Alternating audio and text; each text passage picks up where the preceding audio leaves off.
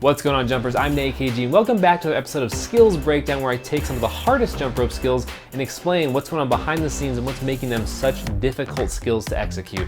In today's episode, we have a video from Stewart doing a very difficult push-up and handstand sequence that he's basically turned into a little fitness repetition sequence. So let's get right into it. So let's take a look at just this full video from Stewart. So he's outside working out, push-up, double under up, double handstand, double down, double push up, and now he's repping it over and over and over because Stewart is a boss.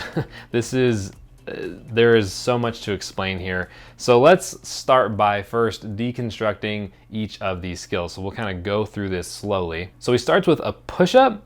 He does a double under up from the push-up, does a double frog, lands in a handstand, and then comes down into a double under, and then does a double under into a push-up, and then repeats the entire thing. So, you know, even without double unders, this is a very, very difficult combination to do. But what's so impressive is that adding the double under obviously is more difficult because there's another rotation, but what has to happen with the body is you have to raise your hips up much higher than normal and consistently over and over. So not only is Stewart able to do that again and again and again, but he's able to do it at a deficit. So as he's coming down from the handstand or coming down from the push-up or transitioning from these skills, his body is not only obviously fatigued, but mechanically we're seeing things not as well prepped as they would be if you were just doing a single under and then going into just the handstand double down or just the push-up into a double under. He's at a deficit both physically and mechanically, and he's still pulling off each of these skills. The amount of strength that is required to execute this cannot be overstated. This is an extraordinarily difficult sequence that only some of the best of jumpers can actually pull off. And it's crazy because if we actually look through each of these pieces step by step, like I mentioned before, he's able to continually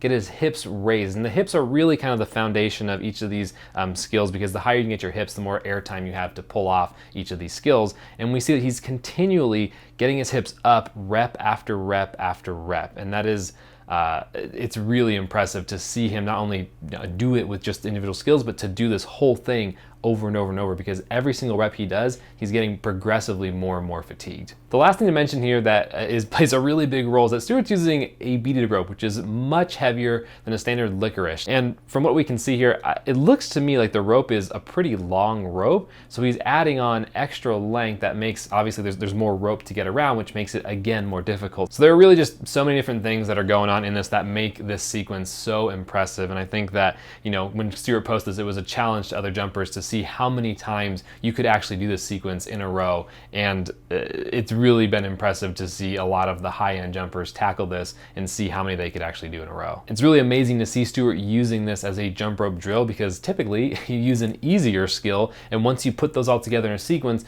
all of them become just a little bit harder or a lot harder depending on how you're putting the sequence together. But Stewart is taking some of the more difficult jump rope skills that exist and putting them into a sequence and then repping them for rounds again and again and again. And that is just truly, truly phenomenal. So hats off to you, Stewart. All right, guys, if you liked this video, send it off to a friend that you think might also enjoy it. If you have any questions for me, you can drop a comment down below, or you can hit me up on Instagram at Nate_KG. All right, guys, I will see you in the next skills breakdown video.